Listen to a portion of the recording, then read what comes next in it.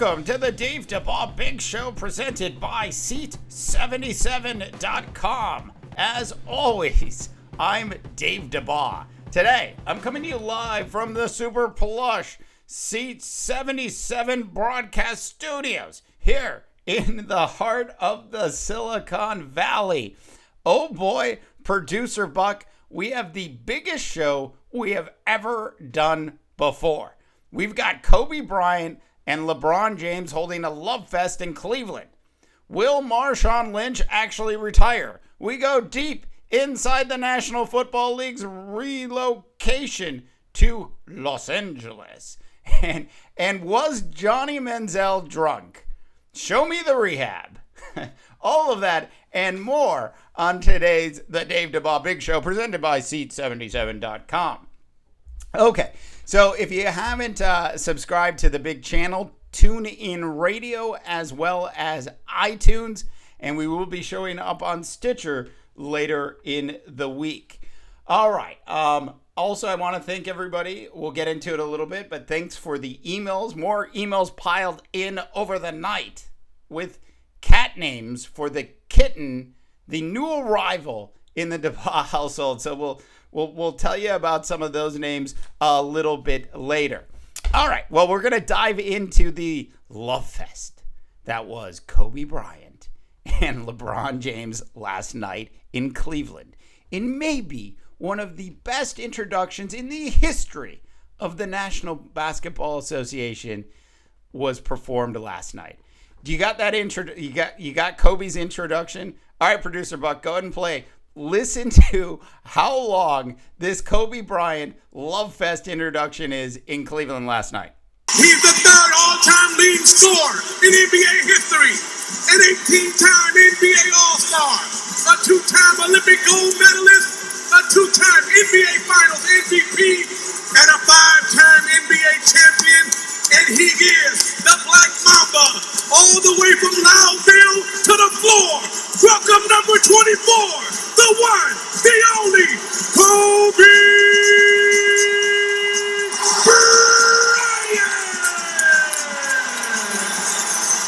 Wow. I know, right, producer Bug? It was amazing. I got up, I walked away, I got another Budweiser, Peyton, and I came back, and the introduction was still going. It's unbelievable. So anyways, last night, before the game started, big embrace by Kobe and LeBron. Obviously, a lot of mutual respect between those two players. It's a shame they never really ended up on the same team towards the end of Kobe's career, but it kind of is what it is. Kobe went for 17 last night. LBJ in with 29, and Kyrie Irving actually decided to finally show up for the first time in like 14 months, and he scored 35 points. All right, here's what LeBron James had to say in a super big quote about Kobe Bryant last night. It was just a lot of mutual respect. James said of the embrace, sometimes what is known doesn't need to be said. Oh my gosh, with Valentine's Day coming up, that sounds like a really good line to use in a Valentine's Day card. Sometimes what is known doesn't need to be said, honey. So Kobe Bryant has played his final game in Cleveland.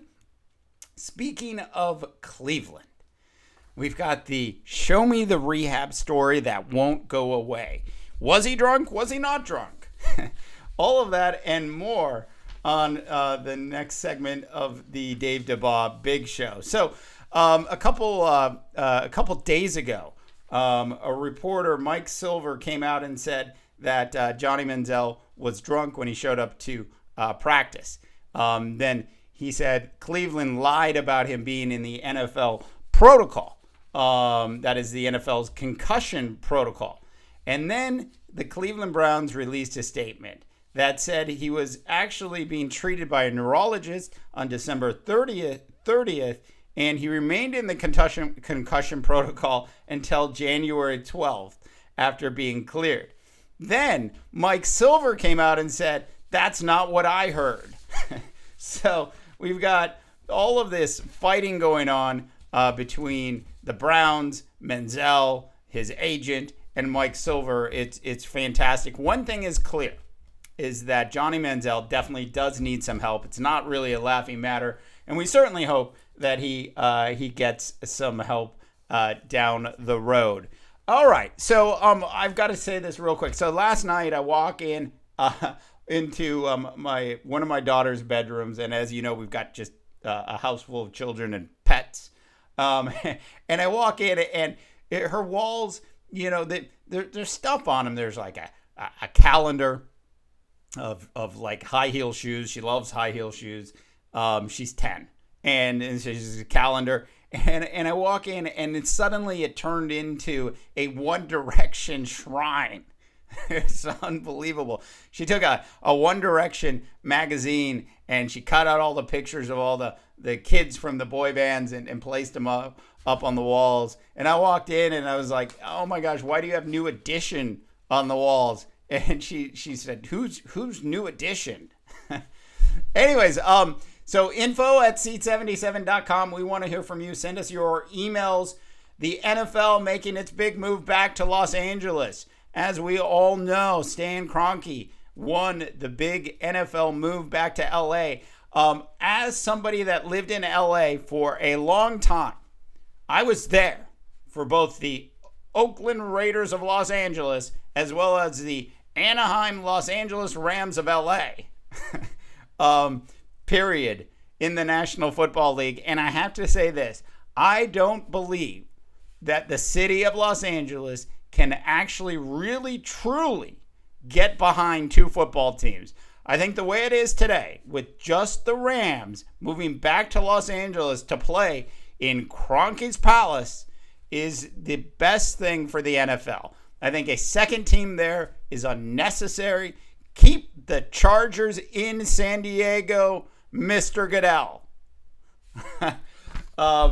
All right, so we've got one last story to cover on today's big show, and we'll get into that in just a moment. Tune in radio, iTunes, subscribe to the big channels. We asked everybody the last couple days on the Dave DeBog Big Show to tell us, send in your cat names, because we got a new kitten, a new addition to the big family. And so we got a couple more. I'll read the three best names that came in yesterday. Victoria, which is a good name. Mrs. Seahawks, which won't go well in Northern California. And Little Miss Sunshine.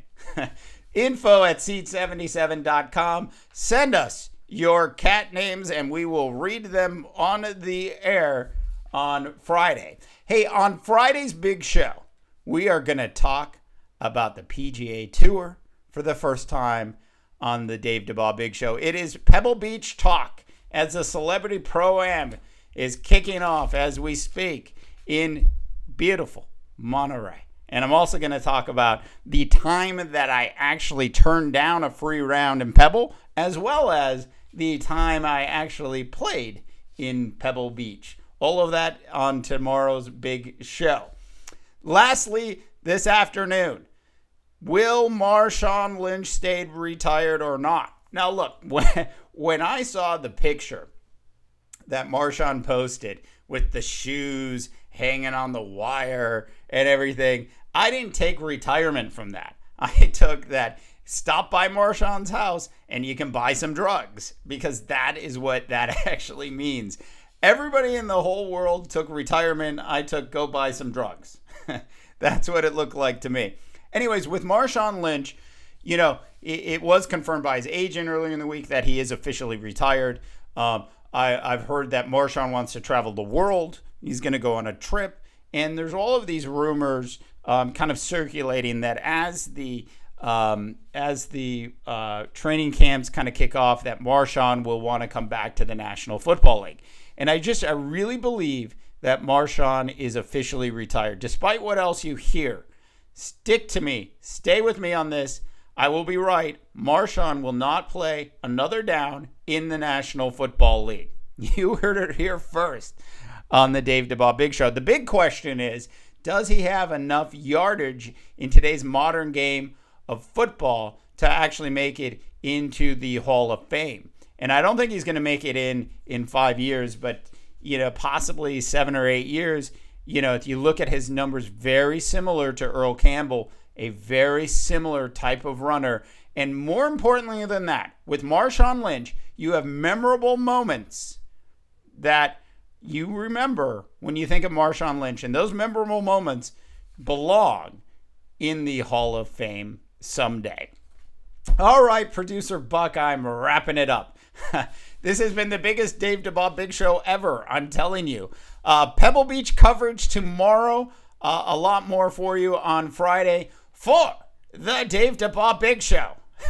I'm Dave Dabbah, reminding you that not everyone can be a champion, but everyone can act like one. Cam, and good luck, North America.